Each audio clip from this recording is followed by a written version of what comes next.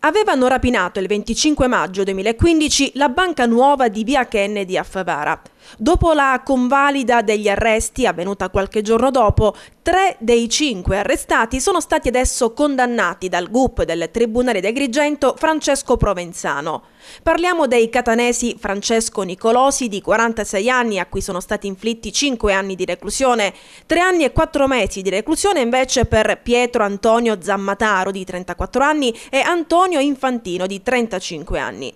I 3 dovranno anche risarcire la banca nuova, costituitasi parte civile, con 25.000 euro. Gli altri 2 coinvolti avevano patteggiato la pena. Si tratta di Maria Luana Nigro, di 35 anni, e Melo Guidotto, di 28 anni.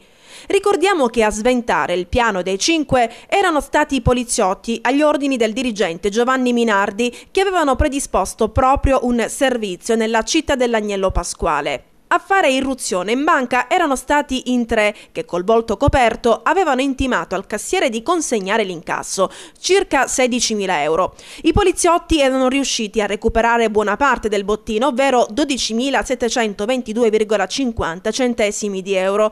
All'appello ne mancavano poco più di 3.000. Al momento della rapina la banca era colma di clienti. Tutti sarebbero stati costretti a entrare all'interno di una stanza e poi rapinati dai propri cellulari.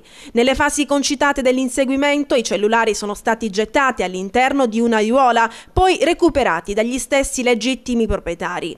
Una volta presi i contanti hanno cercato di fuggire a bordo di una Megane di colore grigio condotta dalla donna. I 5 erano stati bloccati sulla strada statale Svincolo Pernaro, 4 si trovavano a bordo dell'auto. Zammataro invece era a bordo di un furgone adibito al trasporto di materassi.